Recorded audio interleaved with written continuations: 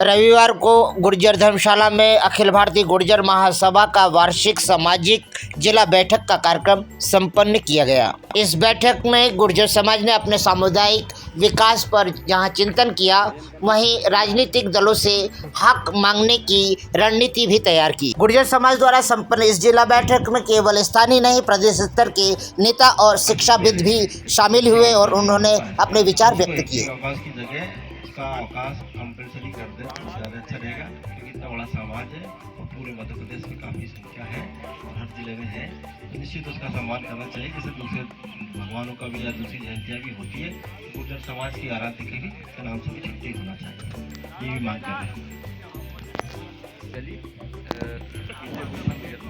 देखिए, हम सामाजिक स्तर पर जो हमारी मीटिंगें होती हैं, हमारे सम्मेलन होते हैं, निश्चित शिक्षा के क्षेत्र में बढ़ने मेन शिक्षा का क्षेत्र हम लेते हैं। और आज आप देख रहे हैं कि हमारा गुर्जर समाज आज यहाँ आज से 50 साल पुराना देखोगे तो सब खेती अर्थ है, बिल्कुल बिजनेस या आपकी दूसरे काम में कोई नहीं था।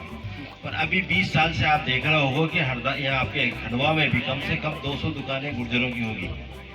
बड़े बड़े अस्पताल हैं, दूसरे धंधों में भी है, इंजीनियरिंग फैक्ट्रियाँ हैं, तो ये सब चीज़ें इसी के अंतर्गत बढ़ रही है। ये हमारे जो अखिल भारतीय गुर्जर महासभा जो 1908 का रजिस्ट्रेशन इसका 1908 से बनी हुई है। स्वतंत्रता की लड़ाई भी हमारे लोगों ने लड़ी है, स्वतंत्रता संग्राम सेनानी भी हुए इसमें, और उसके बाद ही वो चली आ रही संस्था। तो संस्था में हम यही शिक्षा की तरफ और व्यवसाय की तरफ आगे बढ़ाने की बात कर रहे हैं। इस व्यवसाय में भी खेती तो है ही हमारा, पर खेती में अगर 2 लड़के हैं किसी के, तो एक को हम व्यवसाय के लिए शहर में रहें, जिससे आने वाली पीढ़ी भी पढ़ सके और अपना व्यवसाय भी कर सके, और एक भाई खेती करे तो उसके बच्चे वो यहाँ रहने वाला शहर में वो पढ़ाई करे। तो इस तरह के भी हम लोग गाइड करते हैं और लोगों को आगे बढ़ाते हैं। कोचिंग के लिए नीट की कोचिंग हो, IIT की कोचिंग हो, PSC की हो, UPSC की, वो भी बात करते हैं, तो वो उसके अंतर्गत भी पढ़ाते हैं। वो कैंप भी लगाते हैं, हम उस मोटिवेशन कैंप भी लगाते हैं समाज के बच्चों के लिए, वो भी गतिविधियाँ चलती रहती हैं। तो इस तरह से समाज कैसे आगे बढ़े, ये चारों तरफ से हम समाज को आगे बढ़ाने की कोशिश कर रहे हैं और बढ़ रही समाज, उसका प्रतिफल भी मिल रहा है। आप देख रहे हैं सलामत में देखो तो आज ये जो दुकानें होंगी गुजरों की, हर तरह का बिजनेस करते हैं। आपके खंडवा में देखो तो हर तरह का बिजनेस करते हैं, हरदा में देखो तो हर तरह का बिजनेस करते हैं, बुरहानपुर देखो तो हर तरह का बिजनेस कर रहे हैं। तो ये सब 20 साल 25 साल के अंतर्गत ही हुआ, इसके पहले नहीं था। तो मोटिवेशन तो मिल रहा है, समाज आगे बढ़ रही है और निश्चित आगे बढ़ेगी ये समाज, और हम लोग सामाजिक संगठन के माध्यम से ये सब चीज़ें चला रहे हैं। आज डॉक्टर देखेंगे तो आज डॉक्टर यहाँ आपके यहाँ भी बहुत सारे डॉक्टर हैं। हमारे हरदा में कम से कम गवर्नमेंट हॉस्पिटल में 10-12 डॉक्टर हैं, गुजर MBBS MS या PMD या जो है यहाँ मिलेंगे आपको बहुत सारे, इंदौर मिल जाएंगे आपकी। ये तो पहले एकाध मुश्किल से 1-2 हुआ करते थे, और गाँव में भी बहुत सारे डॉक्टर हो गए, BMS BHMS तो बहुत सारे हैं। पिछले 2 दशक से भी गुर्जर समाज ने काफ़ी शिक्षा के क्षेत्र में वृद्धि तो की है, इसमें दो मत राय नहीं है, मगर सामाजिक रूप से आप क्या संदेश देना चाहते हैं? हमारा संदेश है कि समाज को कि शिक्षा के क्षेत्र में सबसे पहले काम करें। शिक्षा के क्षेत्र में अगर वो खुद की उन्नति करेगा तो देश की उन्नति भी अपने आप हो जाएगी। उसको लेकर, मिशन को लेकर चल रहे हैं, और शिक्षा अगर आएगी तो वो हर क्षेत्र में संभव है, काम कर सकता है। तो मेन शिक्षा है, उसके साथ फिर व्यवसाय है। व्यवसाय में हमारा एक खेती का काम है, तो खेती के साथ में एक व्यवसाय कोई सा भी करे, चाहे दूध डाल ले गाँव में, चाहे दुकान यहाँ पेस्टिसाइड डाल ले या किराने के डाल ले, या कोई से भी क्षेत्र में चला जाए, तो निश्चित है वो एक भाई वहाँ एक यहाँ है, तो परिवार भी बटेगा नहीं, तो परिवार का विकास भी हो जाएगा। और परिवार का विकास, हर परिवार का विकास होगा तो देश का विकास भी उससे जुड़ा हुआ है इस खाने के साथ। और हमारे आपको मैं बताना चाहता हूँ कि गुर्जर बाहुल समाज के साथ साथ दूसरी समाजों से भी जुड़ के चलते हैं, और दूसरी समाजों ने भी प्रेरणा ली है। आपने देखा होगा छात्रावास और जो बने सबसे पहले गुर्जर समाज के लोगों ने बनवाए सभी जगह। हमारे हरदा में छात्रावास बने थे सन 56 में छात्रावास बन गए थे गुर्जर समाज के, तिमरनी और हरदा, और उनसे निकल के लोग आगे बढ़े। स्कूलें बहुत सारे लोगों ने खोली है, उसमें पढ़ के बच्चे निकल रहे हैं। तो निश्चित है शिक्षा की तरफ काम कर रहे हैं और व्यवसाय की तरफ काम कर रहे हैं कि व्यवसाय की तरफ बढ़े। उसके साथ साथ राजनीतिक लाभ भी मिलना चाहिए समाज को, उसके लिए भी राजनीतिक दलों से भी हम लड़ाई लड़ते हैं और उनसे भी बात करते हैं, हमारी संख्या बताते हैं। क्योंकि क्या हुआ कि बीच में गुर्जर समाज में ज़्यादा राजनीतिक नहीं थे, तो वो समझते ही नहीं थे राजनीतिक लोग। हमने ये अखिल भारतीय गुर्जर महासभा के माध्यम से दोनों अध्यक्षों को बताया, हमारी संख्या बताई, हमने विधानसभा वाइज बताई, जनसंख्या हमारी सब बताने के बाद जब उनको अचंबा हुआ, जब शुरू में बताई, आज से 15 साल 20 साल पहले जब बताई थी तो अचंबा होता था कि अरे इतने हैं क्या, इतने है ही नहीं। फिर हमने संख्या सब पूरी आंकड़े सहित बताई, उन्होंने वेरीफाई किया, कंफर्म किया, तब से राजनीति में गुर्जर समाज के लोग आ रहे हैं। तो पहले आप देखिए कहाँ हम बात करें। गुर्जर समाज का राजनीतिक दलों में काफी कम प्रतिनिधित्व ना के बराबर है। बिल्कुल आप सही बोल रहे हैं, जनसंख्या के हिसाब से प्रतिनिधित्व बिल्कुल नहीं है।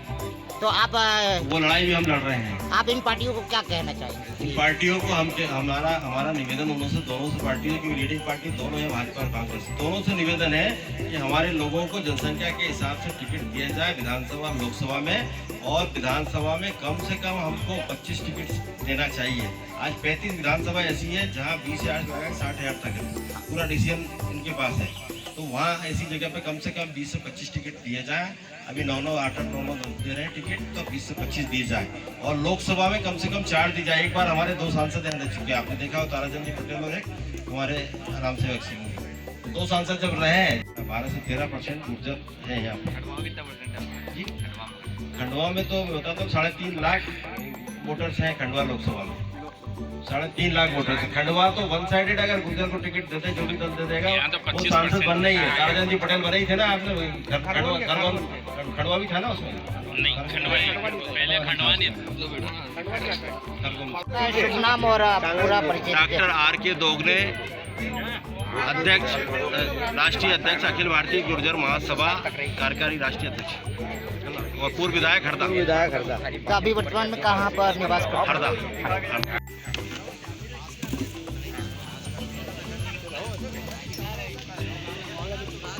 देने के बाद मेन प्रश्न पे लगना चाहिए। गुर्जर एकता जिंदाबाद, गुर्जर एकता जिंदाबाद, गुर्जर एकता जिंदाबाद, गुर्जर एकता जिंदाबाद, गुर्जर एकता जिंदाबाद, गुर्जर एकता जिंदाबाद, गुर्जर एकता जिंदाबाद, गुर्जर एकता जिंदाबाद। भगवान की जय, बाकी जय। अरे सब युवाનમાં પત્રકાર બહેલ કલ્યાણ ગયા